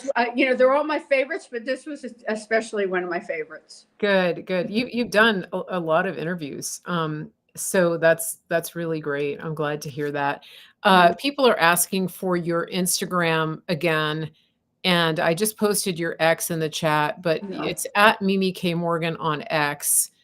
What's your Instagram account? Tell us. It is really Mimi Morgan K. Okay, that's right. Mimi So the middle initial K is at the end. I'm going to put that in the Don't chat. Don't go to the other one. I can't even get it deleted. It's still up. I still have people following the hacked one. But Mimi Morgan, initial K. Okay, yeah. So her original account got hacked. Okay, right. So I do have a few questions, and let's see. Christy on Facebook wants to know, do you have a website? No, I don't. I may have. I've done some cooking, and everybody wants me to do put some cooking posts. So there may be a YouTube down the way if I can figure out the tech part. There may be a YouTube down the road. Yeah. Towards the end of this summer, but no website. I have a list of all my podcasts, and anywhere you can reach me on my profile page on X, and that's really, I'm there every day. I'm not every day on Instagram. Okay, so you're most active on X. I am. It's just easy format for me. It just seems to work really well. Okay, and you have links to other interviews that you've been I do on. everything on my profile. I have a link there, good, and a link to my Instagram as well. Okay. Gray has a question on YouTube. How many medications were you able to get off of so far? I'm off of everything. So 13 plus, and I say plus because every time I count, I forget that, here's another one that I'm off. I've been off for 2 years this past June, so over 2 years now. It's amazing. It was amazing. And a lot of them were really hardcore, really expensive medications, including some asthma. I didn't talk about it because I forget about it, but I was diagnosed with asthma at age 2. I took asthma medication every single day of my life up until 2 years ago. I grew up. That's huge. It's amazing. That's 68 years of being on, or 66, since 2 years of age, I was on medication. I had it pretty severe as a child, and sometimes hard to control as an adult. and even for the doctor, when I went for, because I do keep it emergency when I get a cold, so I do have some on hand to take, and a nebulizer when I get a bronchial infection. But I mean, mainstream doctor and my pulmonologist said, I don't see any reason you to be on it anymore. Yeah. And so that's pretty amazing. So 13 plus. Yeah. Yeah. And for 2 years. Similar for me. Let's see. Terry on Facebook has a question. Linda on Facebook says, that's wonderful. I got off all meds too. And Greg, I want to go back to Greg on YouTube for just a second, because he's actually been doing carnivore. And so he is a huge advocate. And he said that he's resonating with everything you're saying here. Let me go back to what he said. And I have a question for Nancy Drew too, but let me just go back. Let me see. It's a little tricky because we have so many comments. Yeah. I remember Nancy's question. It was a good one. Yeah. So Greg says he's been on carnivore for 6 months and healing autoimmune issues. That's a big one. I think there are a lot of people who have had great success with reversing autoimmune and putting them into remission or completely reversing. Yeah. And Dr. Ken Berry's wife is one of those people with Hashimoto's. So her name is Nisha. And if you go to his YouTube or his X account, he can link to her. They do a live Q&A every Monday. And I want to be clear too, as we're talking, everybody's going to have an opinion about this way of eating, and some people are going to think certain things about it, think a certain way, and that's okay, because maybe it's not for everybody, but the people that are experiencing positive changes are what you would call an N=1 experiment. And many people actually have the blood work in the labs to back up what's happening in their bodies. And I think that my audience is sophisticated enough, I know you are sophisticated enough, to identify the fact that the agencies and the experts that have told us for a very long time that certain things will result if you eat X or Y, or if you don't eat X or Y, we should probably just reverse that. And so take the opposite of what they say to be true. And they've been telling us for a long, long time that red meat will kill you, that we should be eating bugs. And I would say, especially to my audience, ask yourself, what is behind the push to lower the cattle population in this country, to stop farming, to vilify cattle? Think about that. And again, knowing what we know about the agencies that we were supposed to be able to trust, knowing what we know and what we've seen over the last few years, do you really truly believe deep in your heart that they have your best interest when they tell you these things? That's just a question for you to answer. I'm not going to tell you the answer. A lot of you know my opinion, but this is just me editorializing. Okay, so let me go down. Nancy, Nancy's question. And this is on Nancy Drew on YouTube. What would Mimi suggest when you go to multiple doctors for many years and haven't been able to find an answer to a chronic illness? She said, let's see, I think what she's saying is, I haven't received any diagnosis or treatment that accurately fits your profile. I'm not sure I understand that, but basically, like, you don't know what's wrong, and you're looking and trying to find answers. I have some thoughts about that. I would like for you to start. Sure. So, I mean, it's a great question. And my response is, don't wait for a diagnosis, because that's all it is. It's a group of symptoms that is given a label. It could be right, it could be wrong. Again, you don't need to take ownership of it, but don't wait for a diagnosis to heal. We're given we're given so many things to heal, and of what you're eating right now you are having these symptoms, then I would recommend changing what you're eating, because what you're doing isn't working. And that's what I ultimately had to do. And you can start by eliminating sugars and glutens, and see how you feel, and then go from there. For me, I had to go all the way to carnivore, particularly the Lion's diet. And But what is that? What exactly is the Lion's diet? I've got a little cheat with the Lion's diet, because I'm not giving up my morning coffee, my morning French press. So the Lion's diet is just beef and salt and water. So I do sparkling water, and I have my morning coffee. I'm on holiday now, so I am having wild seafood, and I don't do dairy, and it doesn't do well, but I've had a couple cappuccinos. I brought my own frother. I've made cappuccinos with the milk here, and I'll be fine for that. But then day to day, it's the Lion's diet.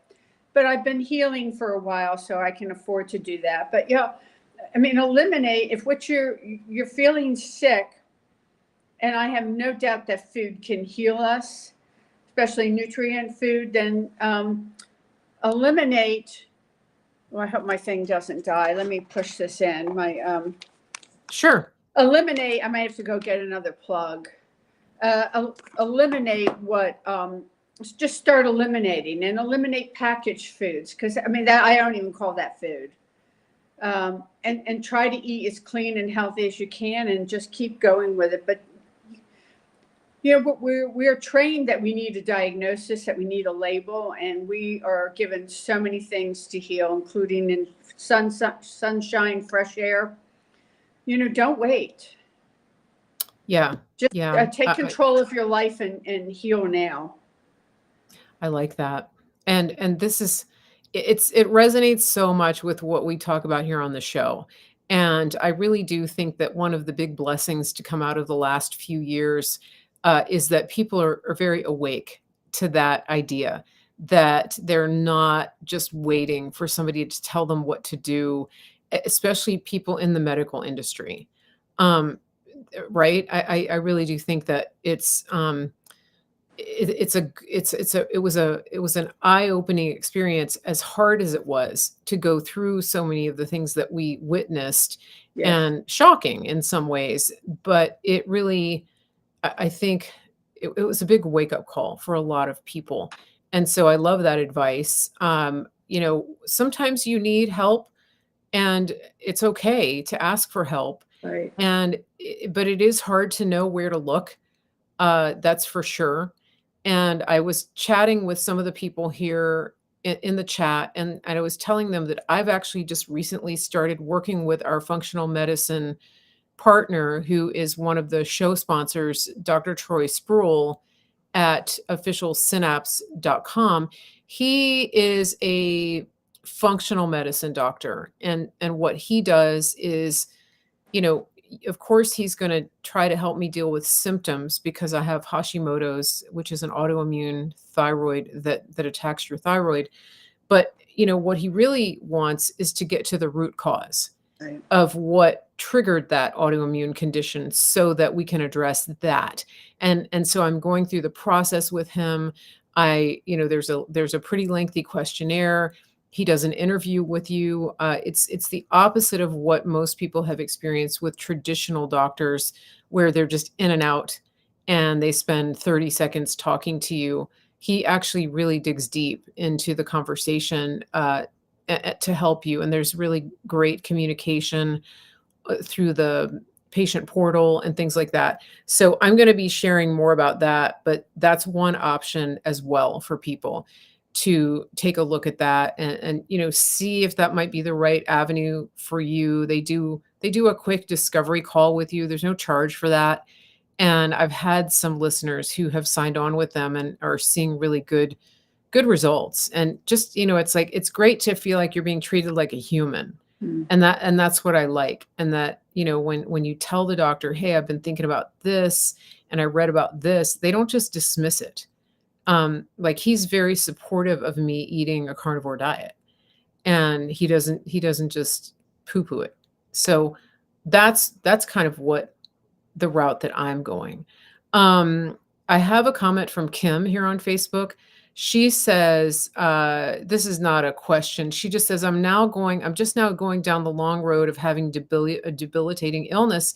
Doctors are wanting to put me on meds. Thank you for giving me hope.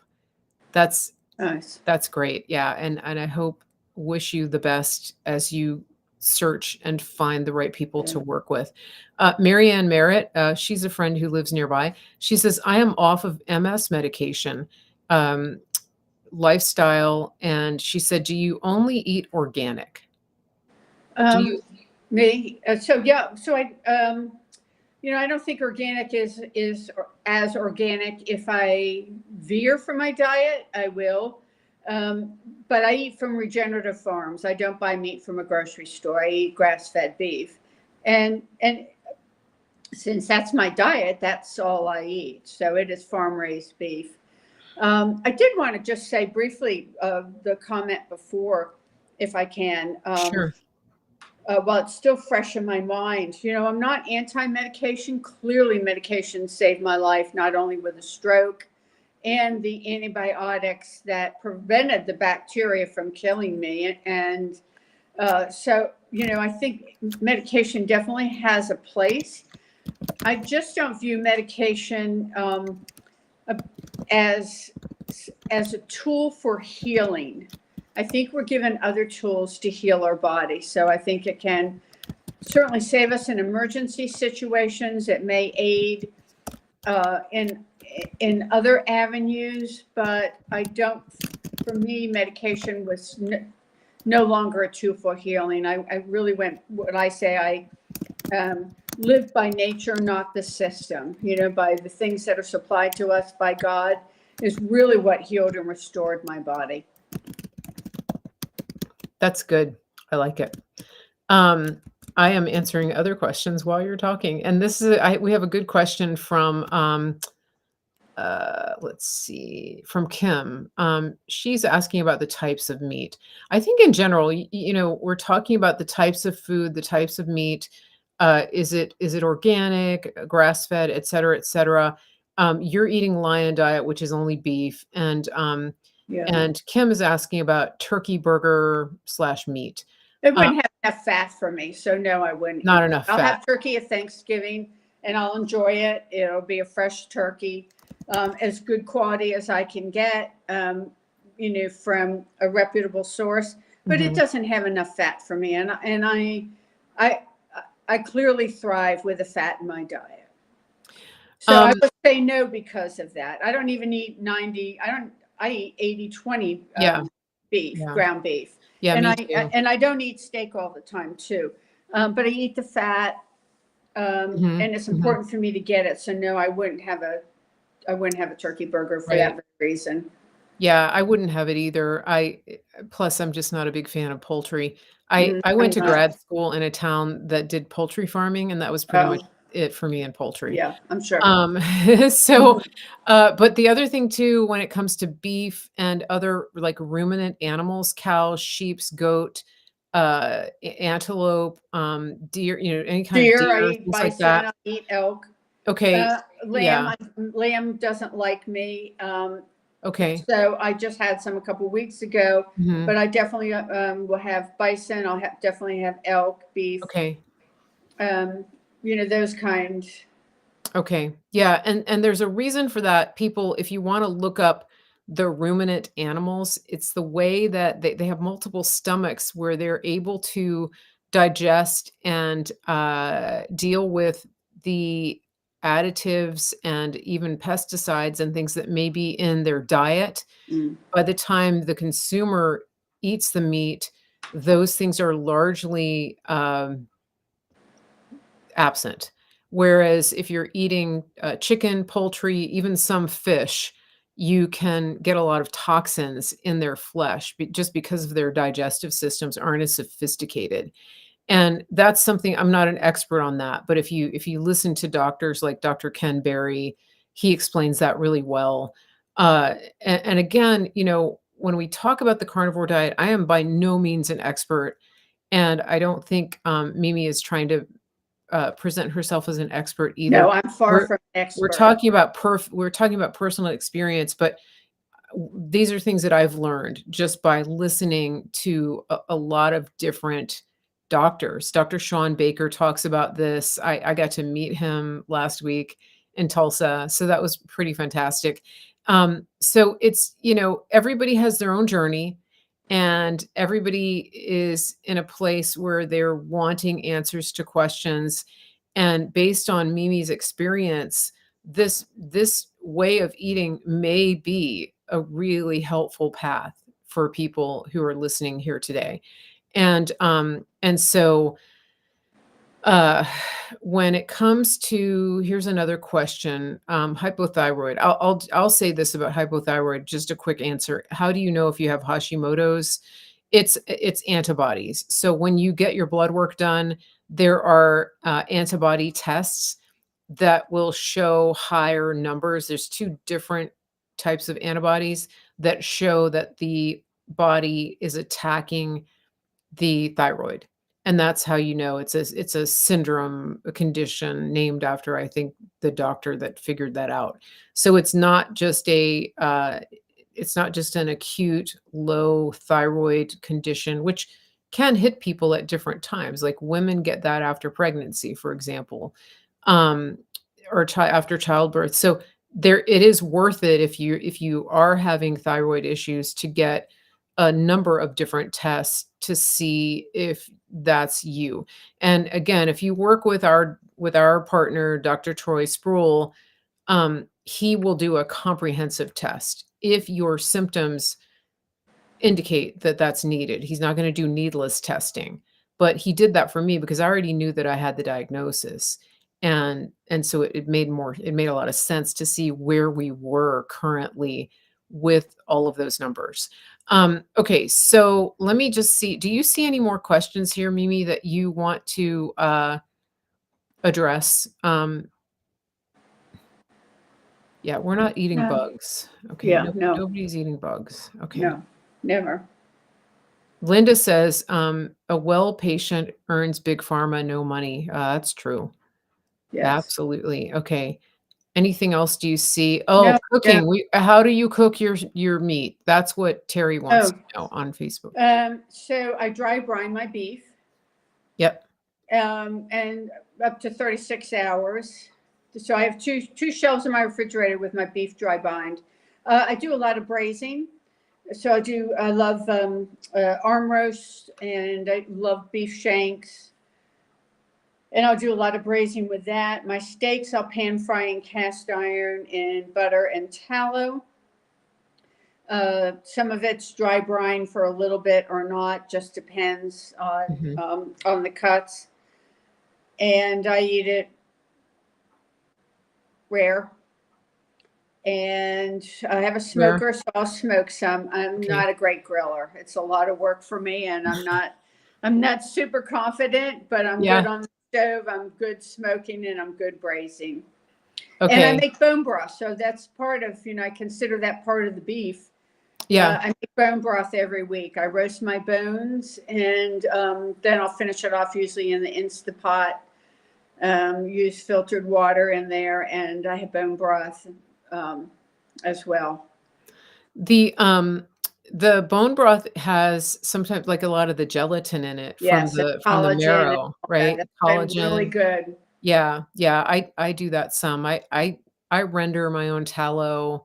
I do the Yeah, dry I get my brining. own tallow. I you chill it, and I have my tallow for the week. So I mean, Yeah, yeah, nothing's wasted. And I'll save my beef bone. I'll save all my bones. So you can make bone mhm, broth and use your bones twice. You just add a little apple cider vinegar to the water the second time to help draw the nutrients out. But I save, if I have a steak and there's a bone in it, I'm putting that in the freezer along till I yep, get enough bones. I also buy bones. yep. But I'll save my bones and get another batch of broth and get it's, you could stand a spoon in it, the rich gelatinous broth. And it's just so great and nutritious. Yeah, that's kinda like me. I do, dry brining, and for those of you listening, it's really you just put salt. I use kosher salt. You pat the meat dry, and then you put it on a rack, and you don't want the meat, you don't want the steaks to be touching. I find that a little bit thicker steaks do better with dry brining, and you just pat the salt into the meat on both sides, and you leave it in the fridge, and it ages it. It And does. yeah, and then you can cook it in the oven. You can do a low and slow on, like, 200 or 250 until it gets to the internal temperature you want. If you're gonna pan fry it after that, just bring it out before it's quite up to temperature so that you can get it to rare or medium rare or whatever you want. I actually like eating cold beef. I like I do doing too. right? I do the dry brine and then I cook it up to temperature and I'll just slice it and eat it. And if you're not used to the fat from the beef, it's definitely more palatable when it's cold. Yeah, I Um, always have a plate of cold beef. yeah, Yeah, I it's do like skirt steak. I'll do that a lot, or I'll have a chuck okay. breast and have it cold, and I just Okay. grab a chunk. I love it. Yeah. I'm gonna take a question from X. This is a quick question from Phyllis. Oh, Supplements. Are you oh, taking supplements? yeah. I don't like to share too much on what my supplements are. They're suited for me. I will say I do take collagen peptides every day. I Okay. have that in my coffee. I take. I'm going to pronounce it wrong. Um, Creatine, Creatine, oh, CREN. creatine? Yeah. Yeah, I do take that. Okay. And I take my MCT oil and I take my coconut oil. And I do take magnesium before bed. I do that too. Yeah. And I take well, I'm taking some supplements that I just got from the functional medicine doctor Mhm. to help me with B methylation because I have a Yeah, genetic I'm the same way as you. So I M occasionally take that. And I have a few yeah. others that I'm not going Yeah. to bother mentioning that are suited just for me, but the others I do take Yeah. faithfully. Yeah, the MTFHR, and then I have something I'm Yeah, taking for my thyroid. yeah, So, and again, I think one thing that I've learned through this process is that, working with somebody like Dr. Troy, I feel like I'm have a more targeted idea of yeah, what supplements I wanna take, whereas before, I was kind of throwing things at the wall to see what would stick. right. And so I think that's one of the benefits of having somebody that's helping you on your journey. I wanna read a comment from X. This is not a question, it's just a really nice comment. This is from Blue Sky Report. What an inspiring interview about healing from severe illnesses. For those with long-term neurological and immune dysfunction, keep in mind it may take a longer period of time to heal. I think that's a really good reminder. That everybody has a different timeline. Right. And one thing that I have found is that people get frustrated, but most people who are coming to this, at least the people that I know, are in their 40s, 50s, 60s, and beyond.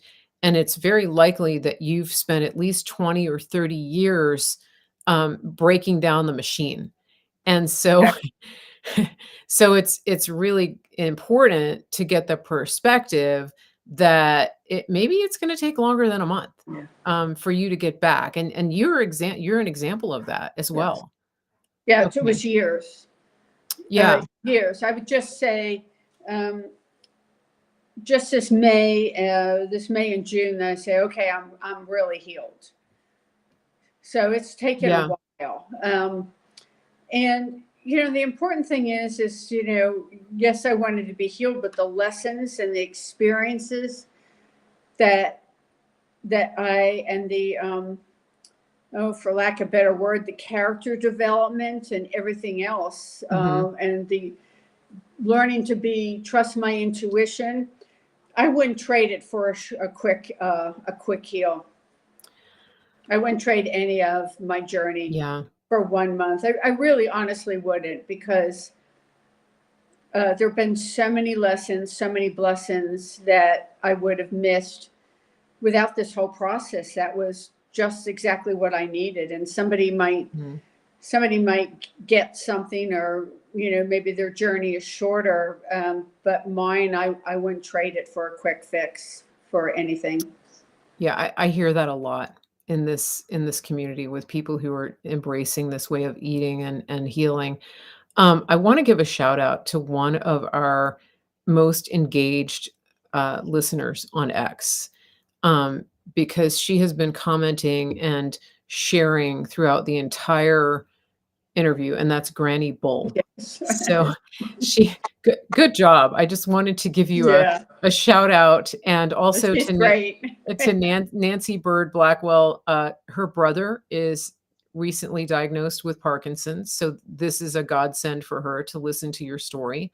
And Nancy is a friend. I've actually been up to her group up in Pennsylvania. They're doing amazing work up there. So shout out to you, Nancy, and prayers for your brother. Mm. Granny Bull is suggesting that we do a Twitter Spaces, which is really a good idea. We talked about that.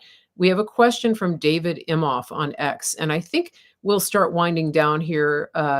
It's a long been on for a long time, and I think an X Twitter Spaces is a good idea, but we'll come back to that. David, I think I remember you from my Periscope days. Your name sounds familiar. Here's the question. I'm loving her journey, but it adds to my confusion. Jesus claimed all foods were okay to eat. I have been doing keto to help with my blood sugar, but miss carbs to a certain extent. And I do get tired of eating just carnivore. Any suggestions? Oh, so if you so what did he say he was missing? Missing carbs to some extent. That for me, that's a signal I need to increase my fat. Because Okay. when I get enough fat and protein, I don't even think about carbs. Same. So I look at food. I don't look at food as pleasure. And well, I get pleasure from eating because I love what I eat. It brings me joy because I'm living healthy, but I don't look at food as entertainment. So you kind of have to change your mindset.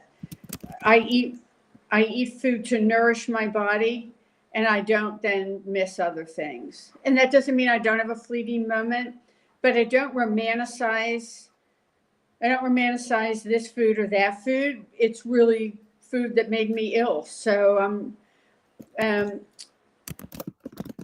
you have to change your mindset. But when I start craving carbs, I'm not eating enough fat and protein, because once you do that, you just don't crave it anymore.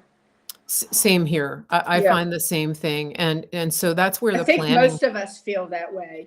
and it's where the planning comes in, Yeah. because, we get in the habit of having little, what I call emergency food snacks in the car and driving through drive-throughs and things like that, and there's so many toxins in those foods, even the ones that are labeled keto-friendly, Yes. organic, or a lot of organic foods have seed oils in them. We haven't even talked about that. But I think that when you're satisfied, when you have the satiety factor, you're not craving those things. And I've Right. heard so many people say that for sure. Right. And there's so many cuts of beef. Yeah. There's so many ways to cook it. That's so satisfying. Yeah. Braised shanks doesn't taste like a steak. So I'm really never, I'm Mhm. just not bored. Mhm. Um, and if you're doing keto, there are certain foods, vegetables. I have to be careful of fruits. If I eat fruits, I usually will ferment them, which is a process that removes the sugar. And I Okay. might do blueberries in the summer. But if you're doing vegetables, choose the ones that aren't going to aggravate whatever it is you're dealing. Because certainly on keto has vegetables. A lot of people eat eggs and dairy. I wish I could. I keep trying. Honestly, it hasn't worked my whole life, and it just hasn't yet. Other people can and are quite comfortable with it, and that and occasional cheeses, they will put on weight. So if you're trying to lose weight, you might want to be careful with the amount of dairy, but that ought to be enough to really satisfy your cravings if you're having dairy, eggs, and beef. If you have to go carnivore, maybe if you've healed and you want to go back to keto and add those, give it a try and see how it works. Just because it doesn't work now doesn't mean it might not work in 60 days. Mhm. Yeah, I think that's helpful, especially like, again, what you've said and what I've told a lot of people because of what I've learned is that, you know, carnivore is a really good elimination diet, especially if you take it specifically to beef, because it's really just taking out all of the other factors, Right. and it's highly nutritious. And so then when you start to experience healing, one thing I heard recently too is, in the beginning, write down everything that you're dealing with, because some people start to feel so good on carnivore, they kind of forget. And then that's when they get into trouble, because then they go back to eating the way that they used to. And then they start to feel these symptoms come back. And it's Right. very tempting, because like when you feel really good, you're like, oh, party on. And so it's a lot of a mindset change too, don't you think? I absolutely, it's a mindset, and I was sick enough that I have no delusions that I Mhm. would go back. And Yeah, a lot of people do good on beef butter. Was it beef butter, bacon, and and egg? eggs. Yeah, yeah, And there's a huge variety. There really is a huge variety in that. yeah, I yeah. just found that these last 6 months I needed to Mhm. streamline it even more, and Yep, yep, whether that changes in 6 months. Right now, I'm sticking with what's yeah, really working. yeah. I But think somebody that's who's not as sick as I was, maybe can do healthier. I think the important thing yeah. is to stay away from anything that has a list of ingredients. Stay away from anything in the grocery Yeah, store that's packaged. yeah, None yeah. of that is going to serve your good health. That's Stay really away from sugars and grains. That's a really good rule of thumb, and then also the grain replacement. So people go Yeah, crazy with almond flour and yeah. Occasionally cassava you and can do that, yeah, but and just things like that. Like yeah, any highly processed food, it seems like yeah, that gets people into trouble. One of the questions here is about when you start eating meats and fats, people can have some difficulty with digestion, yeah, and I'm gonna answer that question. Sometimes people need to take a digestive enzyme, especially if you've had gallbladder issues or even gallbladder removal or surgery. This is something, again, that I've learned from some of the other carnivore doctors like Dr. Ken Berry, but, it is helpful to take, um, digestive enzymes, and I take the ones that we actually sell in our superfood store that you can get on my website. So just go to marygracemedia.com, go to the shopping tab, and get on the superfood store, and it's called, Enzyme Advantage, and it has, lipase in it, which is one of the things that helps you digest fat. But, there's other enzymes you can get, but that seems to help people, and, like, I take one after a few bites of food, and that helps me. Again, it's everybody's different, but that helps me, and I'm not prescribing anything, I'm not a doctor, but just from my own experience, that's something that has helped me to make that transition into higher fat. Okay, so I think we're gonna wind it up here. Let me just check the X feed one more time. Uh yeah, some people Granny Bull is saying sometimes if you just put a little bit of salt on your tongue, that can actually help you with carb cravings and sugar cravings. And Carlene, I will share the link to the Enzyme Advantage. Here, let me just put the QR code to my website up here. So if you go to my website, you can just go there, marygracemedia.com, and click on shop, and then our superfoods are on there. And there's a lot of stuff there. And for people who are eating keto, and you want to keep greens in your diet, the greens that we have on the superfood store are very clean and free of heavy metals and GMOs and all of that. So if that's a priority for you, and you're okay and you feel good with greens, um, and you want low glycemic foods, that's a good place to shop. And if you use my promo code Mary Grace Media, you'll get the best discounts they offer on that. So just go to the website and check that out. Okay, so last words here from Mimi. Anything you want listeners to know today as we close out the show? um, no, I think the only thing is when it comes to eating and eliminating, that's where um, as you reduce the sugars and the carbs, you become a more intuitive eater. And a lot of your questions will actually be naturally answered. You'll be able to know. I think you have to eliminate a lot of the foods that are essentially poisoning you to get to that place. But, intuitive eating becomes more intuitive, where you just actually know, you recognize the natural cravings of the beef and the fat. And I think that that's really important. Yeah. That we're designed to eat intuitively, not driven by chemicals that create unnatural cravings. That eating is naturally to be an intuitive, do I eat one meal? Do I eat 2 meals? It's different for everybody. And I think that that's an important place to sort of strive to. I agree. It's definitely, it's, I second that. So that's it. But thank you for having me. Yes, there's a lot of freedom in this, and thank you again for telling your story. For those of you who are just tuning in, if you missed the first part of this, we had an amazing interview with Mimi, and that was pre-recorded, so we played it back today, and then she came on live to answer your questions and participate with the chat.